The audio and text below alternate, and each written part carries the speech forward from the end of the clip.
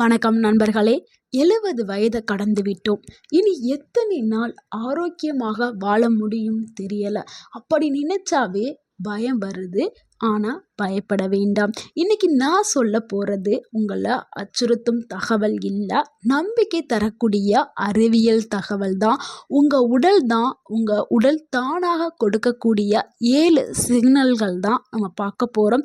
அந்த 7 சிக்னல்கள் மூலம் உங்களுடைய நீண்ட ஆயுள் எவ்வளவு இருக்க போகிறது என்பதை விஞ்ஞானம் மிக தெளிவாக சொல்கிறது. இது ரொம்பவும் முக்கியமான வீடியோ. 70 வயதுக்கு மேலே இருக்கும் அப்பா, அம்மா, தாத்தா, பாட்டி யாராக இருந்தாலும் இதை முடிஞ்ச அளவுக்கு முழுமையா பாருங்க. உங்களுக்கு இது உதவியா இருக்கும். உங்களுடைய ஆரோக்கியமும் கூட செய்யும். அதில் நம்ம முதல்ல பார்க்கக்கூடிய அறிகுறி என்னன்னா, நடக்கிற வேகத்தை வச்சு, அதாவது வாக்கிங் ஸ்பீடு டெஸ்ட் அப்படின்னு சொல்லுவாங்க. இதை பிரபலமான ஹார்வர்ட் மற்றும் மயோ கிளினிக் ஆராய்ச்சியில் சொல்லப்பட்டுள்ளது. 70 வயதுக்கு மேலே ஒரு வினாடிக்கு 1 மீட்டர் வேகத்தில் நடக்கிறவங்களுக்கு 10லிருந்து 15 ஆண்டு கூடுதலாக ஆயுள் இருக்க வாய்ப்பு அதிகம் அப்படின்னு சொல்லியிருக்காங்க. அதாவது 20 அடி 6 மீட்டர் தூரம் நடக்க எவ்வளவு நேரம்? 6 வினாடிக்கு குறைவாக இருந்தால் அது மிகவும் நல்ல ஒரு அறிகுறி அப்படின்னு சொல்கிறாங்க. 10 வினாடிக்கு மேலே இருந்துச்சுன்னா இதய செயல்பாடு குறைந்து கொண்டே இருக்கிறதுக்கு வாய்ப்பு இருக்குது. இது ஏன் ரொம்ப முக்கியம் அப்படின்னா, நடக்கும் வேகம்தான் உங்களுடைய ஹார்ட் ஹெல்த் மற்றும் நரம்புகள், தசை பலம், பேலன்ஸ் எல்லாத்தையுமே மெஷர் பண்ணக்கூடியது. இது டைரக்டாகவும் சரி, இன்டைரக்டாகவும் சரி, இது மெஷர் பண்ணக்கூடிய ஒரு டெஸ்ட் அப்படின்னு சொல்கிறாங்க. இரண்டாவது அறிகுறி என்னன்னா, கைப்பிடியோடைய பலத்தை அளவிடுறது தான். இதை இங்கிலீஷில் கிரிப் ஸ்ட்ரென்த் அப்படின்னு சொல்லுவாங்க. உங்களுடைய கையை டைட்டாக பிடிக்க சொன்னால் வரக்கூடிய அந்த ப்ரெஷர், அது ஆயுளோடு நேரடியாக தொடர்பு வைக்கக்கூடியது. இதைத்தான் அமெரிக்கா லாங்கவிட்டி ஆராய்ச்சி சொல்லுது. கைப்பிடி பலம் நல்லா இருக்கும் என்றால் 30% நீண்ட ஆயுளை இன்க்ரீஸ் பண்ணுமாம். இது இந்த டெஸ்ட் எப்படி பண்ணணும்னா, உங்களுடைய குழந்தைகளாக இருந்தாலும் சரி, இல்லை நீங்களாக இருந்தாலும் சரி, ஒரு பொருள் எடுத்துக்கிறங்க. அந்த பொருள் 1 கிலோ இல்லைன்னா 2 கிலோ இருக்கலாம். இதை 30 வினாடி நீங்கள் அப்படியே பிடிச்சு பார்க்கணும். நடுவில் கை விடாமல் பிடிச்சிருந்துச்சுன்னா அது நல்ல அறிகுறி. கையில் சக்தி இல்லாமல் ஒழுங்காக பிடிக்க முடியாமல் போயிடுச்சுன்னா அங்கே தசை குறைவாக இருக்குது, ஏஜ் அதிகமாக நடக்குது அப்படிங்கிறத காமிக்கும். இதை நீங்கள் மேம்படுத்துறதுக்கு தினமும் பந்து இருக்குதுல்ல, அந்த பந்தை நல்லா பிசுக்கிறது, சின்ன சின்ன வெயிட்டை தூக்குறது, இந்த மாதிரி நீங்கள் செய்யலாம். அதாவது இந்த இமேஜில் தெரியுதுல்ல, இந்த மாதிரி இருக்கக்கூடிய பாலை வாங்கி அந்த கைகளுக்கு நல்ல ப்ரெஷர் கொடுக்கணும். அழுத்தம் கொடுக்கறது உங்களுக்கு ஆரோக்கியத்தை கூட்ட செய்யும். மூன்றாவது அறிகுறி என்னன்னா, பேலன்ஸ்டு டெஸ்ட் தாங்க. இது ஒரு காலில் நின்று உங்களுடைய சமநிலையை டெஸ்ட் பண்ணக்கூடிய ஒரு அறிகுறி தான். இதை பிரதான ஆராய்ச்சி ஒன்று என்ன சொல்லுதுன்னா, ஒரே காலில் 10 வினாடி நின்றா 70 வயதுக்கு பிறகு நல்ல பிரெயின் அண்ட் நர்வ்ஸ் ஹெல்த் ஹெல்த்தியாக இருக்கும் அப்படின்னு சொல்கிறாங்க. இந்த டெஸ்ட்டை எப்படி பண்ணணும்னா, ஒரு காலில் நின்றுட்டு கண்களை நல்லா திறந்து கொள்ளணும். 10 வினாடி நின்றா சூப்பர் அப்படின்னு சொல்கிறாங்க.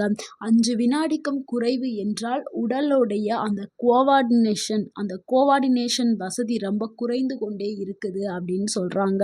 இந்த டெஸ்ட் சின்னதாக இருந்தாலும் விழுந்து எலும்பு முறிவதையும் ஆயுள் குறைவதையும் ப்ரெடிக்ட் செய்கிறதுக்கு இந்த டெஸ்ட் உதவி பண்ணுதாம். அடுத்து 4வது அறிகுறி என்னன்னா, மூச்சு வீசும் திறன். அந்த லங்ஸ் கெப்பாசிட்டியை டெஸ்ட் பண்ணக்கூடிய ஒரு விஷயந்தாங்க. ஒரு ஆழ்ந்த மூச்சை இழுத்து மெதுவாக வெளியில் விடணும். எத்தனை மணி நேரம் கண்டினியூவாக ப்ரீத் அவுட் செய்கிறீர்கள் அப்படிங்கிறத டெஸ்ட் பண்ணக்கூடிய விஷயந்தான் இது. இதை நம்ம 12ல் இருந்து 15 வினாடி நல்லா பண்ணால் நல்ல லங்ஸ் கெப்பாசிட்டி இருக்குது அப்படின்னு சொல்கிறாங்க.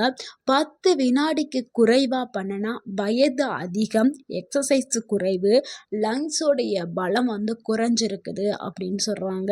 இது ஃப்யூச்சரில் ஹார்ட் ஹெல்த்தை ப்ரெடிக்ட் பண்ண செய்யுமா? ஸோ நீங்கள் இதை அதிகப்படுத்துறதுக்கு நீங்கள் தினமும் மூச்சு பயிற்சி செய்யணும் அப்படின்னு சொல்கிறாங்க. அடுத்து 5வது அறிகுறி என்னன்னா, தினசரி செயல்பாடு, அதாவது டெய்லி ஆக்டிவிட்டி ஸ்ட்ரென்த்து. அமெரிக்கன் முதியோர் சமூகம் என்ன சொல்லுதுன்னா, தோழமை இல்லாமல் 5லிருந்து 10 நிமிடங்கள் வீட்டு பணிகளை செய்ய முடிந்தால் அது ஹெல்த்தியான ஏஜிங் அப்படின்னு சொல்கிறாங்க. அதாவது நீங்கள் உங்களுடைய வேலைகள், அதாவது வீட்டு வேலைகளை நீங்கள் செஞ்சீங்கன்னா உங்களுடைய உடல் நல்லா ஹெல்த்தியாகவும் ஆரோக்கியமாகவும் இருக்குது அப்படின்னு சொல்கிறாங்க. இதுக்கு சில எக்ஸாம்பிள் என்ன சொல்கிறாங்கன்னா, படுக்கையை அடுக்குவது, நீங்கள் தூங்கி எழுந்திரிச்ச உங்களுடைய பெட்ஷீட்டை மடித்து வைக்கிறது, பில்லோவை அரேஞ்ச் பண்ணுறது, அப்புறம் உங்கள் ரூமை கூட்டுறது, அப்புறம் நீங்கள் சாப்பிடக்கூடிய பிளேட்ஸை வாஷ் பண்ணுறது, இது எல்லாமே உங்களுடைய ஹெல்த்தியான ஏஜிங்கை குறிக்குது அப்படின்னு சொல்கிறாங்க. அடுத்து 10 நிமிடம் கண்டினியூவாக நடக்கிறது, இது எல்லாமே உங்களுடைய பாடி நல்லா ஸ்ட்ராங்காக இருக்குது அப்படிங்கிறத காட்டக்கூடிய ஒரு அறிகுறி அப்படின்னு சொல்கிறாங்க. அடுத்து 6வது அறிகுறி என்னன்னா, நினைவாற்றல், கவனம், அதாவது மெமரி அண்ட் அட்டென்ஷன் டெஸ்ட் தாங்க. இது ஒரு எளிய மெமரி டெஸ்ட் தான். இதுக்கு ஃபஸ்ட்டு ஏதாவது ஒரு 5 வேர்ட்ஸை சொல்லுவாங்க. உதாரணமாக மரம், புத்தகம், பால், நாய், மணி, இந்த மாதிரி 5 வேர்ட்ஸை. இதை 5 நிமிஷம் கழிச்சிட்டு அந்த 5 வேர்ட்ஸை நினைவில் இருக்கான்னு பார்ப்பாங்க. 4 அல்லது 5 வேர்ட்ஸ் நினைவில் இருந்தால் பிரெயின் நல்லா ஷார்ப்பாக இருக்குது அப்படின்னு சொல்கிறாங்க.